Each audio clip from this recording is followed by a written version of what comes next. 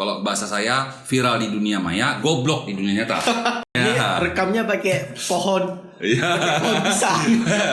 Apapun itu pemangku kepentingannya adalah bagaimana adanya sebuah aturan khusus yang bisa diterapkan di pemerintah kita, Aceh khususnya, itu untuk menjadikan internet itu lebih aman dan layak untuk dikonsumsi. Negara kita itu kan negara versi saya ya, negara bertuhan. Iya benar. Bukan negara yang syariat Islam.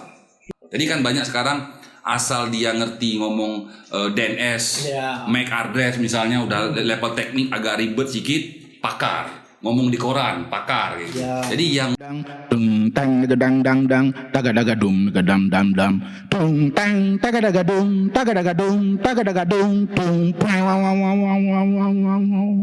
Pro Justisia.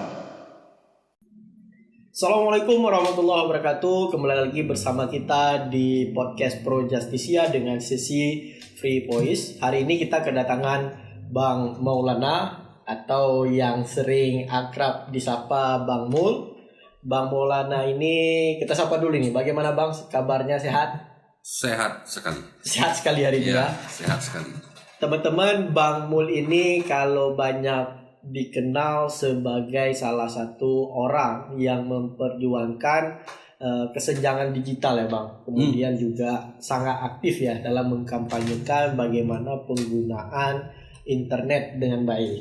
Nah, Bang Mul mungkin bisa menjadi ruang ini di podcast kali ini. Sebenarnya apa sih yang menjadi motif dan kenapa Abang ingin memperjuangkan soal digital ini?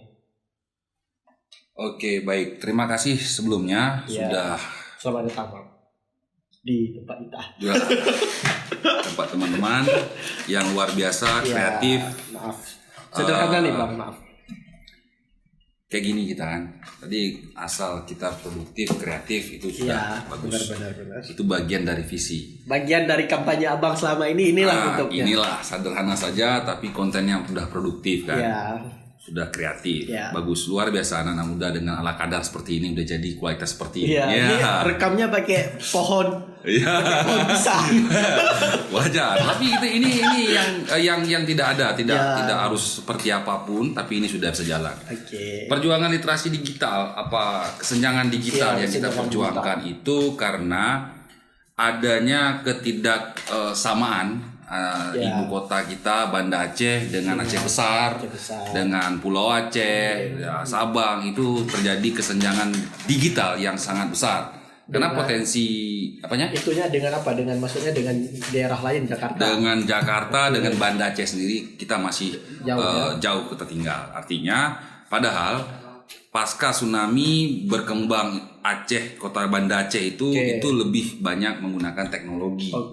Seperti itu. Jadi kita mau memperjuangkan literasi digital atau kesenjangan digital itu secara rata agar pembelajaran, kesehatan, ekonomi itu bisa lebih mudah diakses masyarakat. Kalau sekarang kan Bang lagi gencar-gencarnya memang ya untuk semuanya itu digitalisasi, baik kemudian dari sektor pemerintahan, bahkan kayak di rumah sakit pun hari ini kayak orang ngambil antrean itu udah digital. Tapi itu saya hanya lihatnya itu di kota. Mungkin bisa Abang menggambarkan bagaimana kemudian keadaan ya, karena kan ini soal kesenjangan. Sebenarnya di daerah-daerah sekarang itu aksesnya seperti apa itu Bang Mul? Kalau bicara akses berarti berbicara infrastruktur. Artinya kalau di daerah kita bicara akses itu masih sangat kurang. Butuh perhatian lebih untuk ada pemerataan infrastruktur. Nah, bicara digital yang paling penting hari ini adalah seluruh masyarakat Aceh itu sudah menggunakan internet untuk berbagai macam keperluan.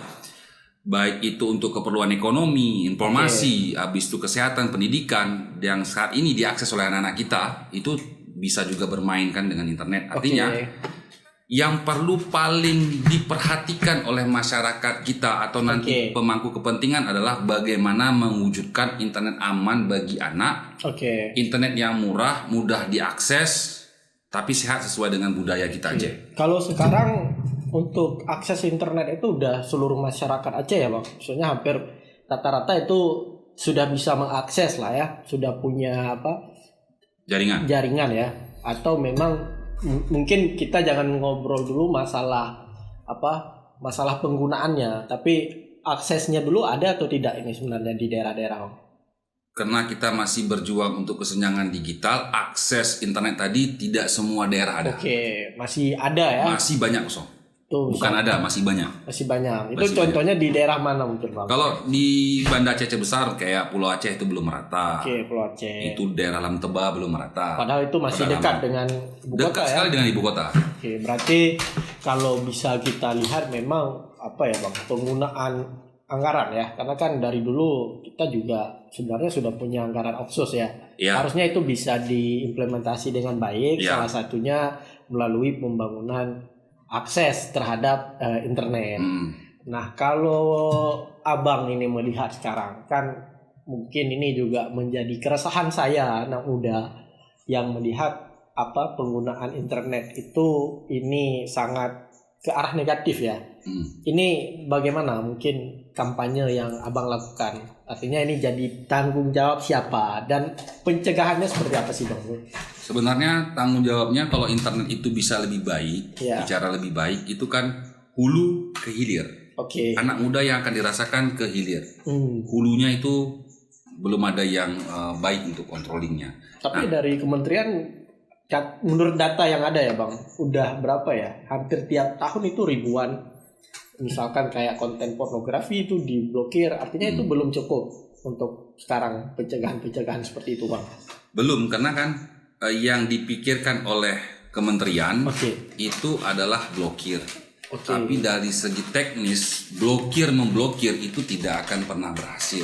Kalau kita bicara pornografi yang ada digital, itu artinya kita memblokir pikiran-pikiran orang. Karena kan bukan internet yang salah, tapi pikirannya yang kotor. Kan tidak mungkin ada kementerian yang fokus untuk memblokir pikiran orang.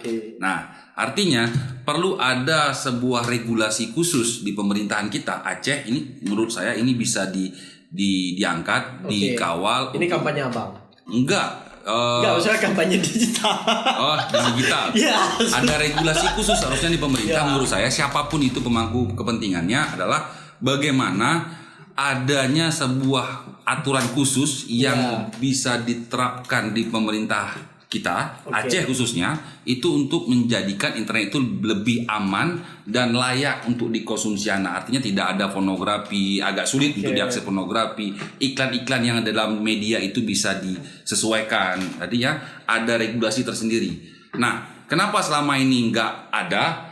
Saya belum tahu adakah dewan atau pemerintah Aceh yang betul-betul konsen di situ, yang peduli di situ. Nggak ada. Ini anak-anak muda kayak kalian lah yang menurut saya pribadi yang bisa melakukan kampanye bagaimana untuk internet ini bisa dipakai secara produktif, bisa menghasilkan, tidak perlu alat-alat yang elit dengan seperti ini ya. Salut. Makanya teman-teman biar positif nonton konten kami. Tapi Bang tapi kan sebenarnya saya tidak tahu juga ya, tapi sepengetahuan saya itu kita punya ya undang-undang di Indonesia ya. Undang-undang pornografi, undang-undang ITE. Artinya itu belum cukup dalam segi regulasi yang ada Bang. Gini, negara kita itu kan negara versi saya ya, negara bertuhan. Iya benar. Bukan negara yang syariat Islam.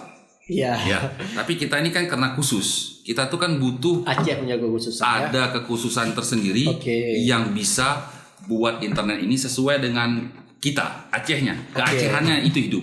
Nah, kalau kita bilang pemerintah pusat punya banyak regulasi, aturan dan cara pencegahan, dan pencegahan itu yang saya lihat itu hanya berdasarkan laporan. Karena kalau di kementerian-kementerian itu pencegahan pemblokiran itu berdasarkan laporan. Hari ini memang dari kementerian itu sudah menciptakan misalnya untuk memblokir semua, kita pengaduan konten positif bisa, ada hoax buster, ada lengkap. Di pemerintah sudah lengkap.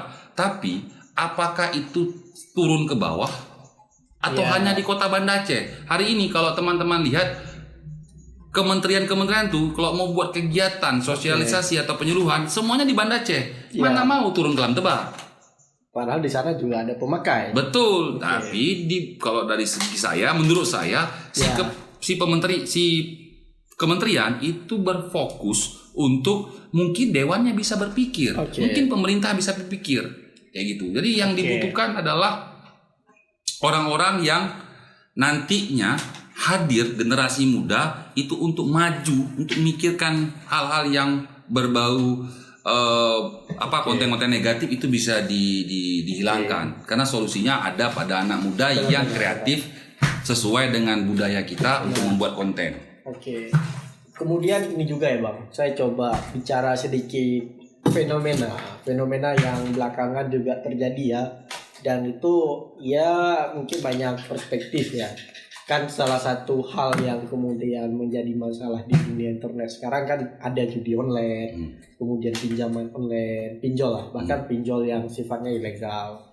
Nah kemarin juga ada fenomena itu Bang, seorang artis ya, bisa dibilang artis ataupun selebgram itu mengkampanyekan ataupun ikut mempromosikan judi online. Nah saya tidak tahu itu bagaimana kemudian proses pencegahan ataupun penegakan terhadap masalah itu. Ini Abang melihat fenomena seperti ini bagaimana nih di kacamata Bang Mul yang ya tentu punya pengalaman yang sangat lama ya di dunia digital ini. Kita paham untuk buat konten yang seperti ini itu butuh anak-anak muda yang betul-betul kreatif, bukan kreatif tanggung. Oke. Jadi kalau konten-konten yang kayak gini artinya dengan kreativitas anak muda hari ini tahu bahasa atau konten apa yang cocok dinikmati oleh masyarakat. Yang seperti ini kita kawal. Nah, ada juga kelompok-kelompok yang memang anak muda udah ngetren.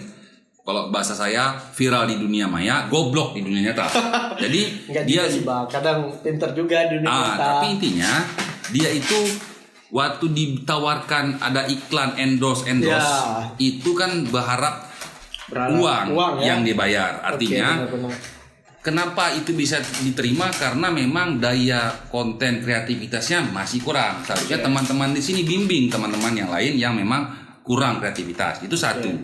Artinya kita sebenarnya Aceh ini bisa memfilter semua yang berbau judi, bullying, konten-konten yang dihitung negatif, kita mampu untuk memproteksi itu. Tapi kenapa nggak jalan sampai dengan hari ini? Karena di Dewan tidak ada yang khusus maju atau yang khusus paham tentang digital tadi. Sehingga mereka menggunakan tenaga ahli, yang mana tenaga ahlinya juga kurang paham. Jadi kan banyak sekarang asal dia ngerti ngomong DNS, MAC address misalnya udah level teknik agak ribet sedikit, pakar. Ngomong di koran, pakar gitu. Jadi yang berbuat seperti teman-teman hari ini konten kreatif itu tidak masuk. Karena media hari ini masih berpikir bahwa yang ngomong DNS, coding, pemrograman itu sudah pakar IT. Padahal yang ngomong di koran juga nggak ngerti ngoding. Jadi hanya sekedar teori ya Bang? Teori saja, praktek nggak ada. Tapi kalau misal di Aceh ini sebenarnya tanggung jawab siapa nih Bang terkait dengan ya mungkin miris ya melihat kondisi masyarakat anak muda Aceh ya terpengaruh dengan penggunaan internet yang buruk ya.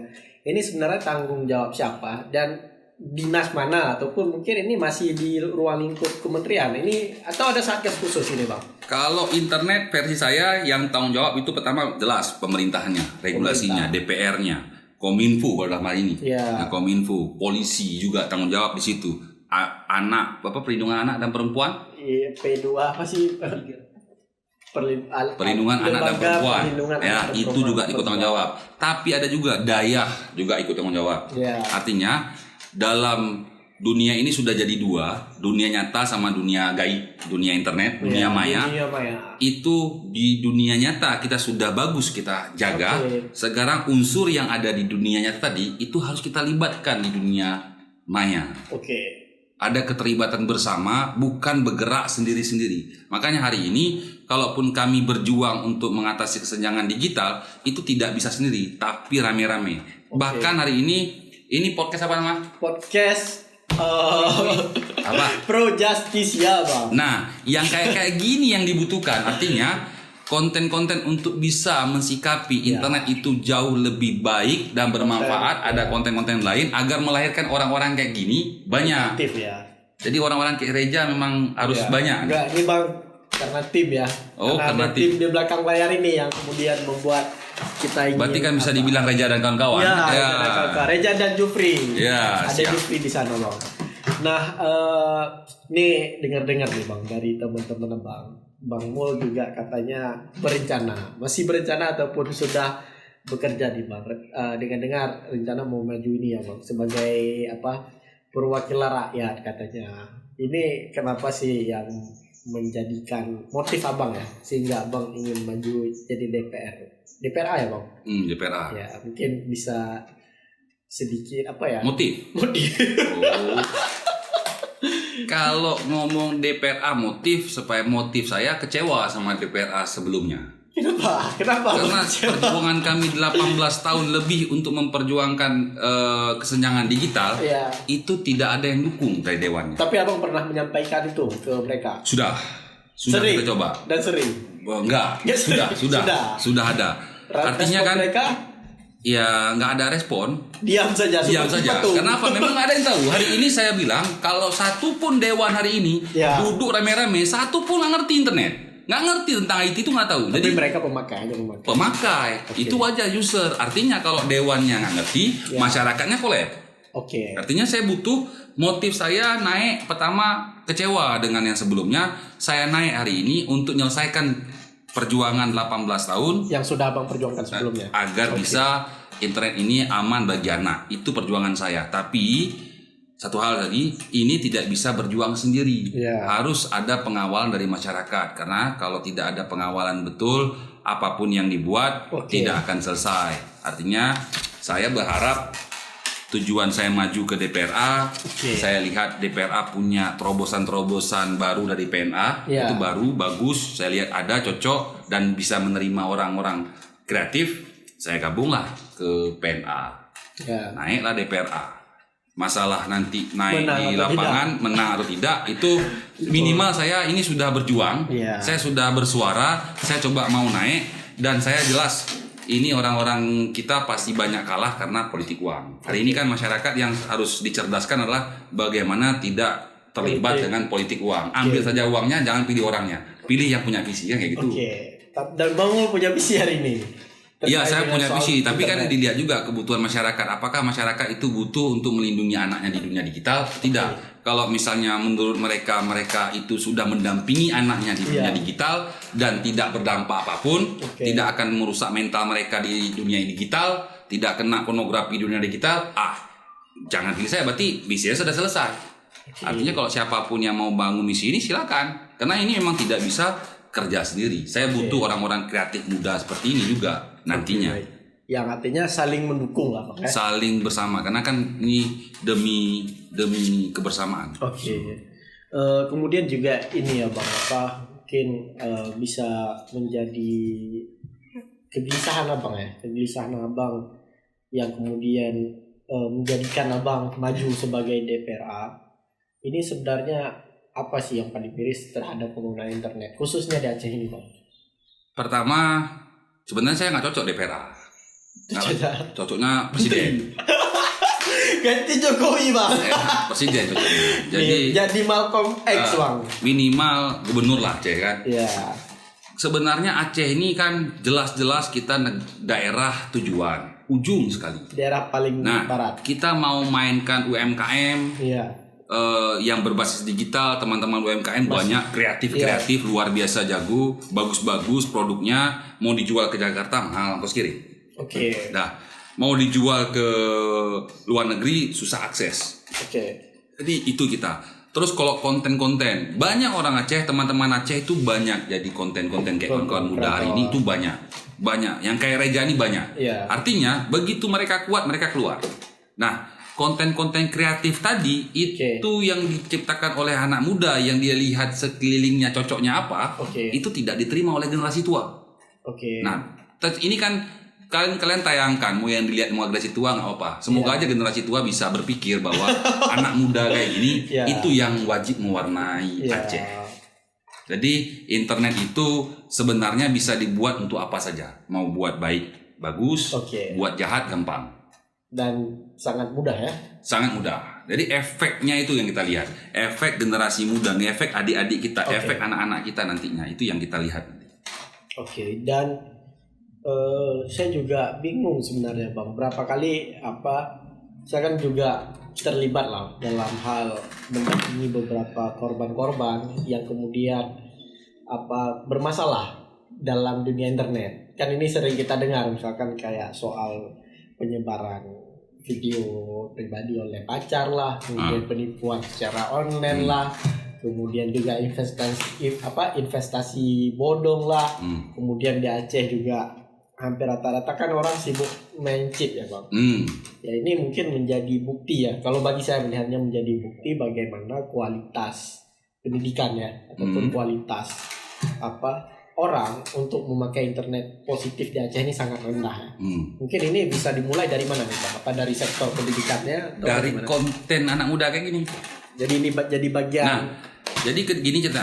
Kalau kita mau ngakses sebuah informasi yang berkualitas, generasi muda lain seperti kalian yang lebih kreatif akan cari ada nggak sumbernya. Kalau nggak ada sumbernya, berarti jangan salahkan mereka cari sumber yang tidak ada. Artinya generasi muda yang buat podcast kayak gini, ini yang harus diperhatikan, diperbanyak, difasilitasi kalau perlu. Betul. Kenapa? Karena memang kita bilang kita bicara sambil tertawa bahwa ini betul kontennya. Karena apa? Semoga aja ada yang tahu bahwa dengannya ada banyak seperti ini yang dikualitaskan seperti ini, konten kalian terarah, terstruktur. Itu untuk mewujudkan misi saya, cita-cita saya itu untuk mengatasi soal kesenjangan digital secara globalnya itu cepat teratasi dengan dukungan banyak pihak. Kalau misalnya hari ini kan ego sektoral saya, kamu itu nggak akan selesai. Makanya podcast yang kayak gini perlu dukungan sebenarnya. Semoga aja dilirik kan. Sebenarnya juga miris kalau konten-konten seperti ini ya Bang? Ya mungkin jarang ya nonton. Ya mungkin kalau sekarang kan banyak konten-konten yang sifatnya itu sangat konsumtif, joget-joget 2 kali udah viral, udah FYP. Ya mungkin itu juga menjadi tantangan ya. Semoga ke depan adanya Bang Mul di DPRA ya. Dapil berapa Bang kalau mau tahu? Dapil 1 Aceh Besar. Dapil 1 berarti Aceh Besar, Banda Aceh, Sabah. Jangan lupa pilih Fadlullah Maulana. Bang Mul ya. Bisa makan visi. Kalau visi nggak sama atau apa pilih kan. Jadi intinya teman-teman kalau mau viral itu yang pertama sosial media itu punya algoritma sendiri. Artinya setiap kita gunakan hashtag namanya hashtag. Artinya podcast teman-teman ini untuk disebarkan, untuk dikenalkan, dikenali kemana itu gunakan hashtag satu. Gunakan hashtag. Jadi teman-teman yang mau viral-viral tuh nggak perlu gila. Artinya nggak perlu buat gila dulu, buat kreatif konten-konten yang kayak gini kreatif. Ada pembelajaran yang bagus yang bisa diambil, ada wawasannya. Gunakan untuk biar viral kayak mana Bang? Pakai aja hashtag yang kira-kira nyenggol paling banyak digunakan. Artinya kan hashtag yang banyak digunakan misalnya kalau di TikTok FYP. Asal keluar FYP, tunggu saja nanti videonya dilihat 100 itu udah banyak yang lihat. Akan bertambah ribuan ya. Itu aja konten-kontennya. Jadi nggak perlu buat gila kita, cuma betul bagaimana teknik SEO yang kita maksimalkan di konten kita itu sudah viral. Nah, karena kan kalau viral baru digusuk kasus kan. Benar-benar. Lumayan juga IT namanya ini. Kalau sekarang no viral, no justice. Nggak ada keadilan. Jadi nanti mungkin bisa dibuat podcast juga siapa-siapa yang merasa terzalimi ya kan. Dibuat di sini nanti kita bantu viral. Suara pencari keadilan di daerah-daerah nanti bisa ngomong di sini. Ataupun suara masyarakat pulau yang hari ini masih kekurangan akses internet. Tapi banyak sekarang udah ada orang janji akan ada internet di sana. Di pulau. Itu walaupun kita udah pasang sebelumnya kan. Tapi itu janji aja atau gimana tuh Bang? Biasanya zaman sekarang kan masyarakat asal ada janji-janji ya tanpa bukti nyata bisa divalidasi udah gitu. Karena padahal ini Reja, Ya, Bang. kalau konten-konten ini Reja ada Jupri di sini memang kuat-kuat udah semakin lama kalian buat ini akan membentuk kalau di dunia digital disebut dengan jejak digital. Oke, nah, benar. jejak digital ini masyarakat itu bisa ngecek, misalnya namanya Fakullah Maulana itu dicek di internet jejak digitalnya, perjuangannya untuk literasi digital ada atau tidak. Jadi bisa milih. Betulkah yang kemarin janji untuk ada seperti ini itu memiliki jejak digital untuk mengatasi kesenjangan digital atau sebaliknya. Jadi minimal masyarakat milih, coba untuk pelajari dulu siapa yang mau dipilih. Karena kan 5 menit milih, efek sampingnya 5 tahun. Benar. Jangan hanya sekedar nerima sembako ya Bang. Nerima sembako sehari tapi lapar 5 tahun. Ya, biasanya seperti itu. Ya teman-teman, terima kasih banyak Bang Mul hari ini untuk informasi dan juga edukasi terhadap dunia digital. Mungkin ada harapan dari Bang Mul yang sudah sangat lama ya memperjuangkan kesenjangan digital, sudah 18 tahun dan hari ini memutuskan untuk maju juga menjadi salah satu perwakilan rakyat demi mengatasi kesenjangan digital. Mungkin ada harapan apa dari Bang Mul untuk teman-teman dan khususnya masyarakat Aceh itu sendiri, Bang? Harapan, nggak ada harapan. Nggak ada harapan.